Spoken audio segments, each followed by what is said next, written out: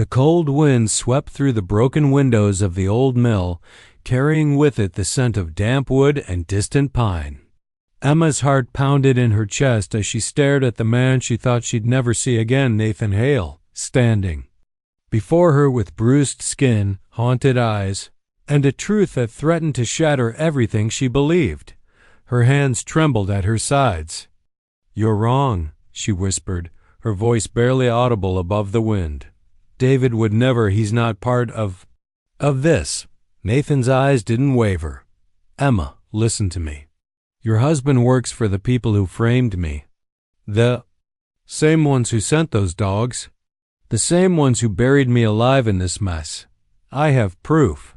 He held up the small flash drive, his fingers gripping it tightly as if it were the only thing tethering him to survival. Emma felt her knees weaken. "This isn't possible," she said, shaking her head, tears pricking the corners of her eyes. "David is kind. He's safe." "He's not." She couldn't finish the sentence. The words tasted bitter in her mouth.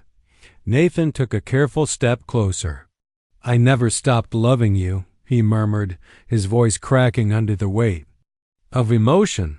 "That's why I stayed away, to keep you safe. But they got to me anyway. They twisted everything. And now they've buried the truth under lies."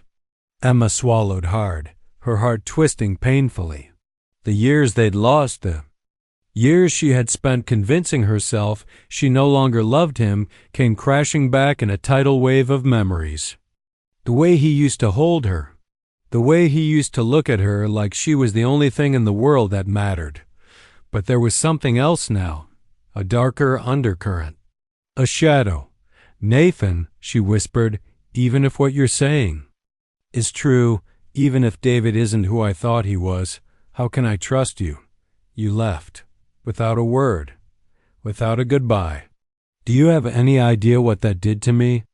His expression softened, and for a moment the pain on his face mirrored her own. "I know," he said hoarsely. "I hate myself for it, but I was under orders.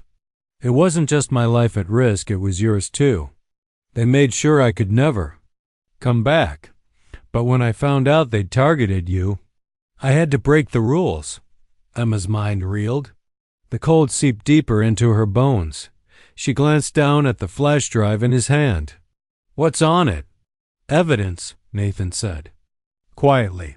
"Emails, documents, surveillance. Your husband's not just involved, he's a key player. He's one of the people orchestrating this."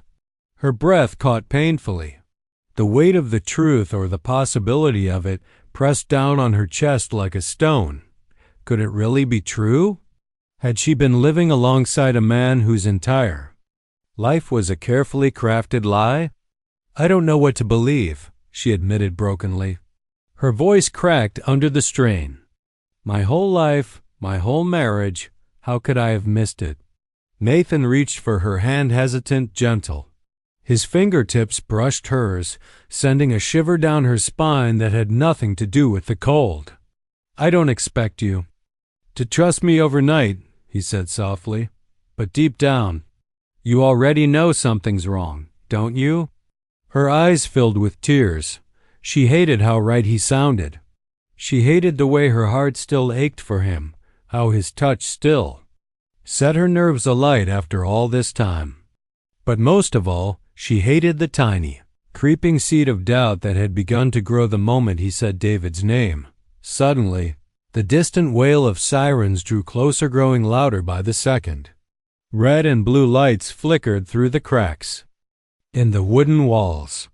Emma's breath quickened. "They found me," Nathan said urgently, his voice dropping to a harsh whisper. "I have to go." Panic surged through her.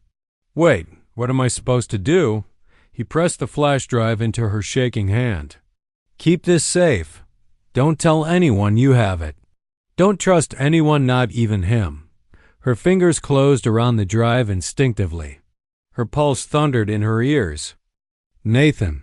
He looked at her one last time, his eyes filled with everything he couldn't say: regret, love, fear.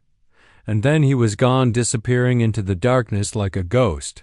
Swallowed by the night. Emma stood alone in the cold, her heart splintered, her mind spinning. The sound of sirens blared closer. She clutched the flash drive to her chest, her breath ragged, her entire world unraveling, and for the first time in her life, she realized she didn't know who to trust. Not her past, not her present. Emma Carter couldn't stop staring at the envelope in her trembling hands. The familiar handwriting seemed impossible, like a message from a past life she thought was long buried. Her name. Just her first name. Written softly, deliberately, in ink that might as well have been blood. Her heart pounded as she slipped the note back inside the envelope and looked around. The street was silent. The shadows deepened. In the house behind her, David was fast asleep, unaware that his wife stood on the edge of a decision that could shatter everything. Midnight. The old mill. She shouldn't go. She knew she shouldn't. Nathan Hawley was a fugitive. He was dangerous, or so the news claimed. But no matter how much her mind screamed to stay away, her heart wouldn't listen. Memories flooded her, the way Nathan used to laugh with his whole heart, the feel of his hand entwined with hers, the whispered promises of a future that never came. His sudden disappearance had nearly destroyed her. She had spent years stitching her life back together, piece by fragile piece. Marrying David, building a home, starting fresh. But now, those stitches were coming undone. At 11:45 p.m., Emma slipped out of bed. David didn't stir. She dressed quietly, her hands shaking as she zipped her coat. The night air bit at her skin as she stepped into the cold darkness, heart hammering in her chest. Every step toward the old mill felt surreal, like she was walking through a dream or into a nightmare. The mill sat at the edge of Maplewood, abandoned for years, its wooden beams weathered and broken. She found him there, Nathan, waiting, just as the note had promised. He looked older, thinner, worn down by life. Bruises marred his face. His eyes, once so bright, now held shadows she couldn't comprehend. But when he looked at her, it was as if time folded in on itself. "Emma," he whispered, his voice raw. She stopped a few feet away, breathless. "Why are you here?" She managed, her voice barely above a whisper. "Why now? After everything?" Nathan exhaled, running a hand through his dirt-streaked hair. "Because I couldn't stay away anymore," he said. "Because there are things you don't know, things I never told you. And you deserve the truth." She wanted to turn around, to walk away. But some old wound that had never fully healed held her in place. "You vanished," she said, her voice shaking. "You left me. No explanation. Nothing. I waited for years, Nathan. I thought you were dead." "I know," he whispered, his eyes closing for a moment. "I know what I did to you. And I've regretted it every day since. But I had no choice." Her breath caught. The wind whistled through the broken windows of the mill. "I wasn't just in the military," Nathan continued. "I was recruited by something else, something I can't fully explain. Black ops. Intelligence. Things most people don't even know exist. And I thought by leaving you, I was protecting you." Emma's eyes stung with tears. "You could have told me."